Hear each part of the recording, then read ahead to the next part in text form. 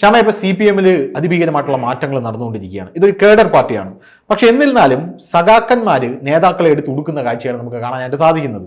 നമുക്കറിയാം, പിണറായി വിജയനെ കേന്ദ്ര കമ്മിറ്റി വിമർശിക്കുന്നു. പിണറായി വിജയനെ കേന്ദ്ര കമ്മിറ്റി വിമർശിക്കില്ല. വിമർശിച്ചാലും പിണറായി വിജയൻ ശൈലി മാറ്റാൻ തയ്യാറല്ല എന്നുള്ള രീതി. കാരണം കേന്ദ്ര കമ്മിറ്റിന് ഒരു വിലയും പിണറായി വിജയൻ കൽപ്പിക്കുന്നില്ല എന്നുള്ളത് നേരത്തെ പിണറായി വിജയന്റെ ചെയ്തികളിൽ നിന്ന് നമുക്കെല്ലാം വ്യക്തമാണ്. കാരണം ബംഗാളി ഭരണമില്ല, ത്രിപുരയിൽ ഭരണമില്ല, ഒന്നുമില്ല. കേന്ദ്ര കമ്മിറ്റിയും സംസ്ഥാന കമ്മിറ്റിയും ജില്ലാ കമ്മിറ്റിയും ലോക്കൽ കമ്മിറ്റിയും എല്ലാം കേരളത്തിൽ തന്നെയാണ് ഇരിക്കുന്നത് എന്നതുകൊണ്ട് പിണറായി വിജയൻ അത് മൈൻഡ് ചെയ്യാറില്ല. പക്ഷേ ഇത്തവണ കേന്ദ്ര കമ്മിറ്റി പിണറായി വിജയൻ അവിടെ നിന്ന് സമ്മർദ്ദം കൊടുക്കുമ്പോൾ ഇവിടെ സംസ്ഥാന കമ്മിറ്റി ഇപ്പുറത്തുനിന്നും കൂടെ സമ്മർദ്ദം കൊടുക്കുകയാണ്. പിണറായി വിജയൻ ഒന്ന് ആടി ഒലഞ്ഞു. പിന്നെ രണ്ടാമത്തെ കാര്യം, നമ്മുടെ ഗോവിന്ദൻ മാഷ് ആലപ്പുഴയിൽ വിമർശനം കേൾക്കുന്നു. അതും സഖാക്കന്മാരുടെ ഭാഗത്തു നിന്നാണ് വിമർശനം കേൾക്കുന്നത്. ആലപ്പുഴ ജില്ലാ കമ്മിറ്റിയിൽ വെള്ളാപ്പള്ളി എന്തുകൊണ്ട് ഗോവിന്ദൻ മാഷ് വിമർശിച്ചു, അതുകൊണ്ടാണ് നമുക്കിവിടെ വലിയ തിരിച്ചടി കിട്ടിയത് എന്നുള്ള രീതിയിൽ അവർ സംസാരിക്കുന്നു.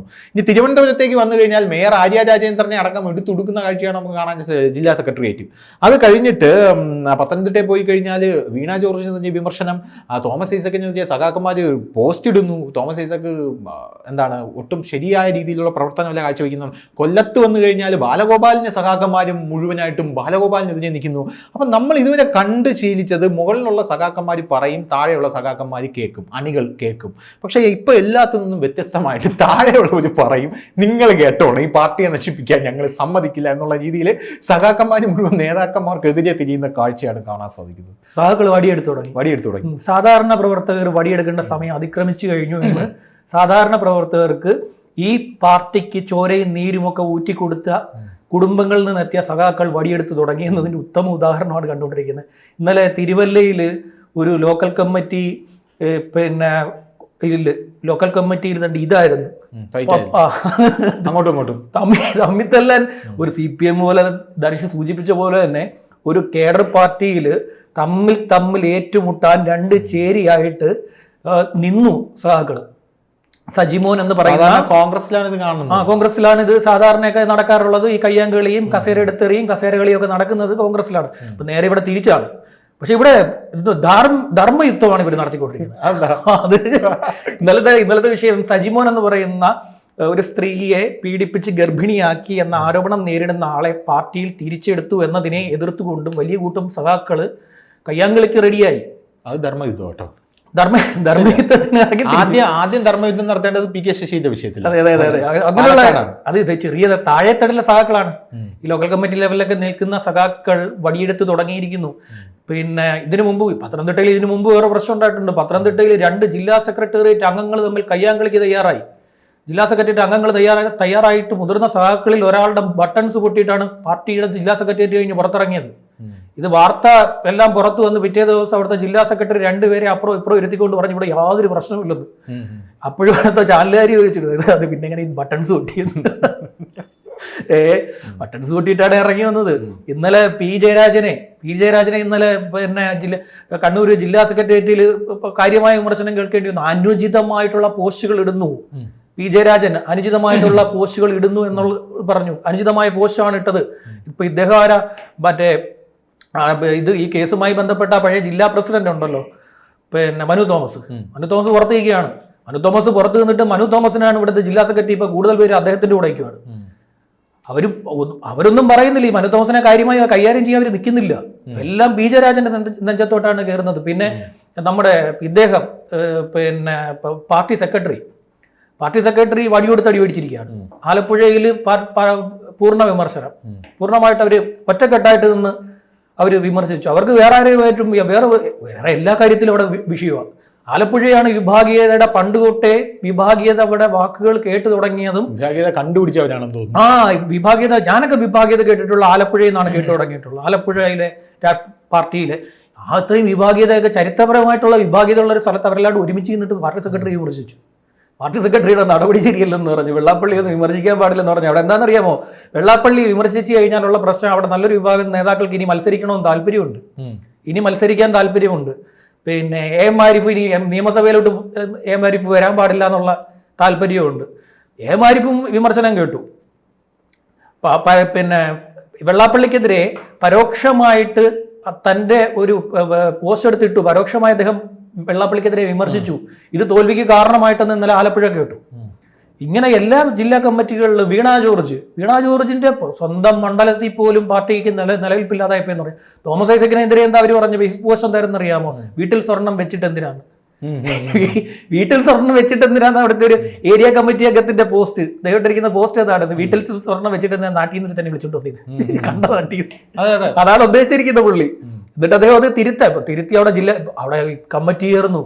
അവിടെ പിന്നെ കമ്മിറ്റി ചേർന്നു, അദ്ദേഹത്തെ ശാസിക്കുന്നു എന്നുള്ള പറഞ്ഞ കമ്മിറ്റി ചേർന്നു. ഇവിടെ ശാസിക്കാൻ ബാക്കിയുള്ളവർ ഇതിന്റെ കൂടെ ശാസിക്കാൻ ചേർത്തപ്പോൾ ശാസിക്കാൻ നിന്നവരെല്ലാവരും കൂടെ അവിടെ ശാസിക്കാൻ മേളിൽ നിന്ന് മേൽക്കടകത്തിൽ നിന്ന് വന്ന ആളെ ശാസിക്കുന്ന രീതിയായി. ഇവിടെ ലോക്കൽക്ക് ഇവിടെ കമ്മിറ്റി ചേർന്നാൽ ഇതാണ്.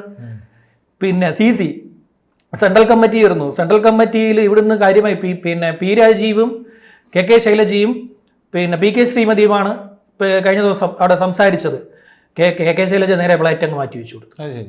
ഇവിടുത്തെ ഭരണവിരുദ്ധ വികാരം ഉണ്ട് എന്നുള്ള കേന്ദ്ര കമ്മിറ്റിയിലെ ചില അംഗങ്ങളുടെ വിമർശനങ്ങളെ ശരിവെക്കുന്ന രീതിയിലാണ് KK ശൈലജ എന്ന് പറയുന്ന വലിയ നേതാവ് ഇന്നലെ അവിടെ സംസാരിച്ചത്.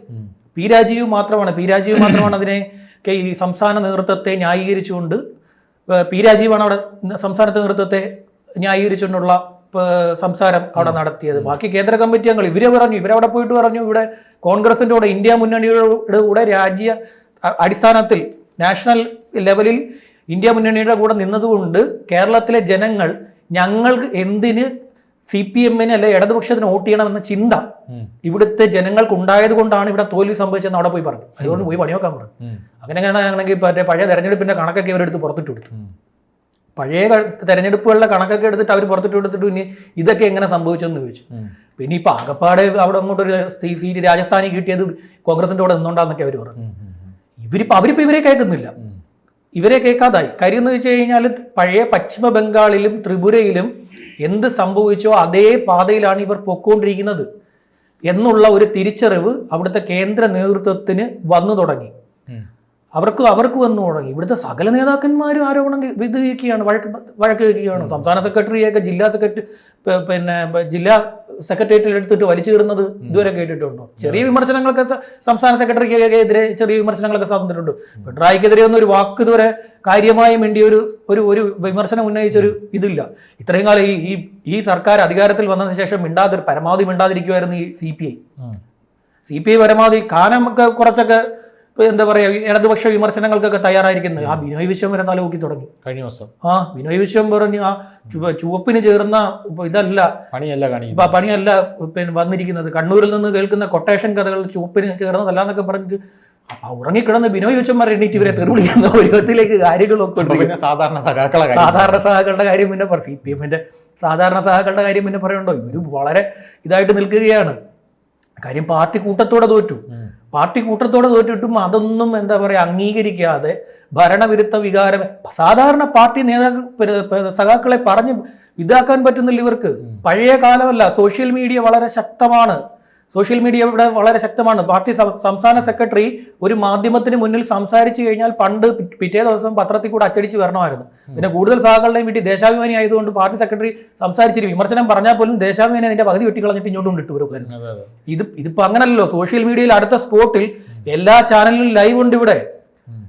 എല്ലാ ചാനലും ഇവിടെ ലൈവ് ഇട്ടുകൊണ്ടിരിക്കുകയാണ്. ഏഷ്യാനെറ്റും മാതൃഭൂമി മനോരമ എല്ലാം മെയിൻ സ്ട്രീം ചാനല് എല്ലാ ചാനലും. ഇത് അവരെല്ലാം കൂടെ കൂട്ടത്തോടെ കള്ളത്തരം പറഞ്ഞ ഇവിടുത്തെ ബാക്കിയുള്ള യൂട്യൂബ് ചാനലുകാരെല്ലാം കൂടെ എടുത്തിട്ട് കൊടുക്കും. ഇത് പാർട്ടി സെക്രട്ടറി ഇന്നലെ എന്താ പറഞ്ഞ പാർട്ടി സെക്രട്ടറി പറയാണ് മറ്റേ ഇത് അങ്ങനല്ല ഇങ്ങനല്ല എന്തോ പിന്നെ അവിടെ ഉണ്ടായ കാര്യങ്ങൾ നിങ്ങൾ അവിടെ പോയി ചോദിക്കുന്നു.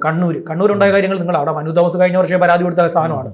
എന്നിട്ട് പാർട്ടി സെക്രട്ടറിക്ക് പോലും കൃത്യമായിട്ട് മറുപടി നൽകാൻ പറ്റത്തില്ല. പിന്നെ 9 ദിവസം മുമ്പ് അടക്കിയ സംസ്ഥാന കമ്മിറ്റിക്ക് ശേഷം പുറത്തിറങ്ങിയ സംസ്ഥാന സെക്രട്ടറി ഈ തോൽവിയെ വിശദീകരിച്ച രീതി ഉണ്ടായിരുന്നു.